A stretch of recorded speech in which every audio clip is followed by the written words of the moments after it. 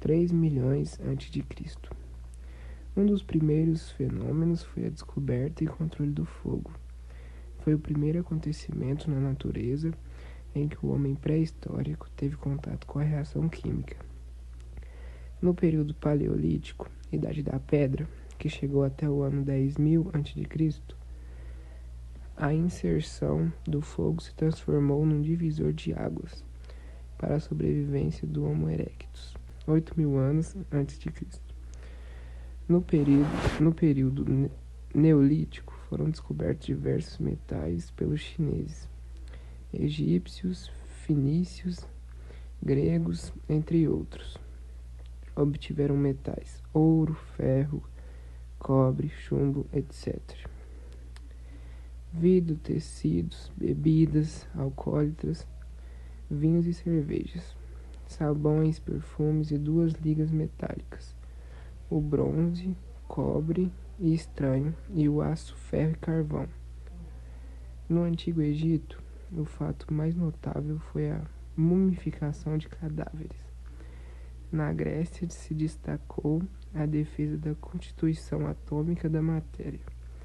Entre tais descobertas, alguns itens, seguindo uma ordem cronológica: 5.000 a.C., ouro; 4.000 antes de Cristo, prata; cobre, estanho, enxofre e ferro; 3.800 a.C., chumbo; 3.600 a.C., bronze; 3.000 a.C., antimônio; 2.500 a.C., vidro. Também há evidências do uso de vários produtos como cerâmica, desde 7.000 a.C., tecido de linho, desde 6.000 antes de Cristo, petróleo, desde 4.000 anos antes de Cristo, enxofre, usado desde 4.000 anos antes de Cristo, em cerimônias religiosas, e ainda cal, cimento, couro, açúcar e sal. 1100 a.C. A filosofia dos gregos seguia 2 correntes de pensamento sobre a constituição da matéria. A primeira teoria, a teoria dos elementos, propunha que a matéria seria divisível até o infinito e que as substâncias eram formadas pela combinação de 4 elementos fundamentais: terra, fogo, água e ar, e as qualidades: quente, seco, frio e úmido. Cada par de qualidades defendia um elemento. A fim de se converter um elemento em outro, seria necessário operar sobre uma das qualidades do par. A teoria atômica defendia que a matéria seria divisível até um determinado ponto e, a partir deste ponto, seria indivisível. 300 depois de Cristo. A química recebe o nome de alquimia, surgindo a cerca de 300 depois de Cristo em Alexandria, no Egito, e se expandiu pela Europa nos séculos seguintes. Cerca de 1400 depois de Cristo foi uma época em que o homem tinha um espírito muito preocupado com a salvação e a divindade. Os alquimistas eram pessoas com grandes conhecimentos práticos de metalúrgica, química e astronomia, e que buscavam nas teorias gregas explicações para a transformação da matéria. Eles se inspiraram nas concepções gregas sobre a constituição da matéria e do universo para tentar desvendar 2 enigmas: o elixir da longa vida, com o intuito de curar todas as doenças, prolongando a vida indefinidamente dos humanos, e a pedra filosofal, que permitia transformar um elemento, ferro, cobre, chumbo, etc., em ouro. Edição do primeiro livro sobre química, 1597. Libavius nasceu na Alemanha. Foi médico, químico, alquimista e professor.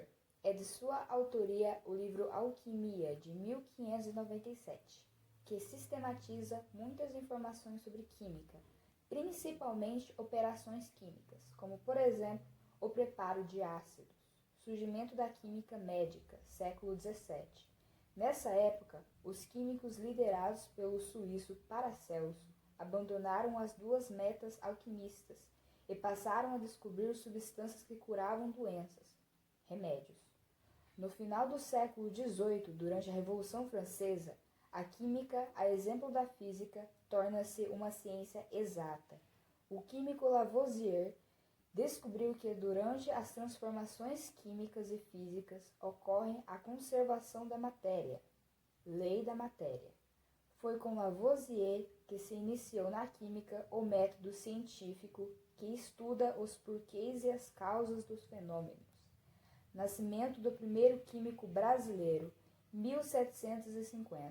Considerado um químico autodidata e desconhecido na história, uma vez que jamais saiu do Brasil, João Manso Pereira fabricou muitas peças cerâmicas e aguardentes semelhantes ao rum cubano, vinho de açúcar e extraiu álcalis da bananeira.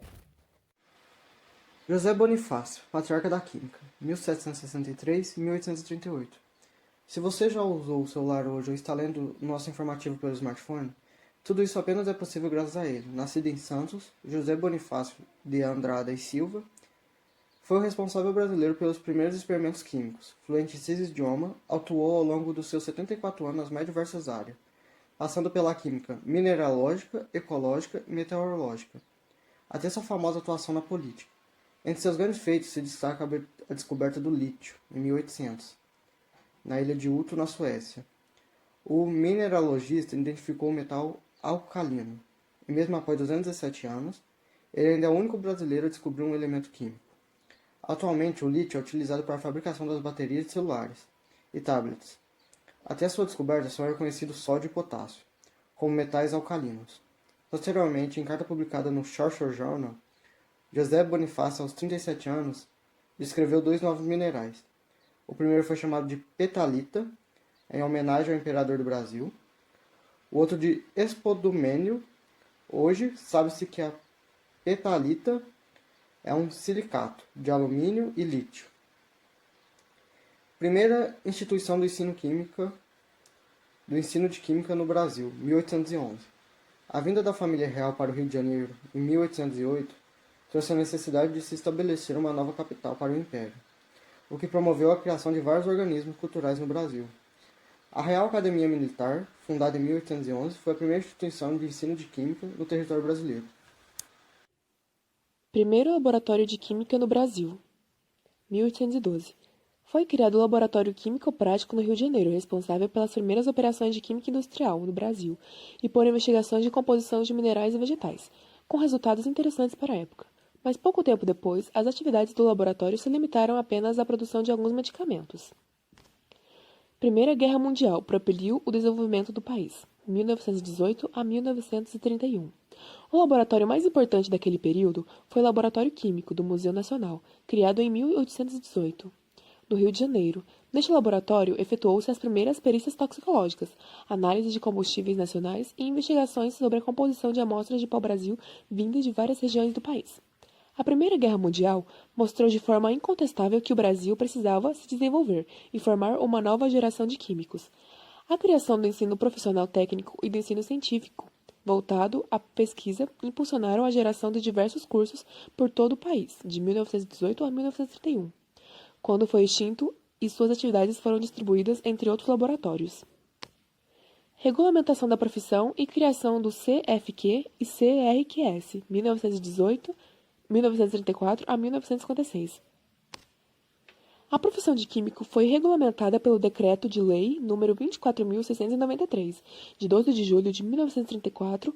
A criação do Conselho Federal e dos Conselhos Regionais de Química foi definida pela Lei dos Químicos, que é a Lei 2800/53, de 18 de julho de 1956, prolongada pelo então Presidente da República, Juscelino, a data na qual se comemora o Dia Nacional do Químico.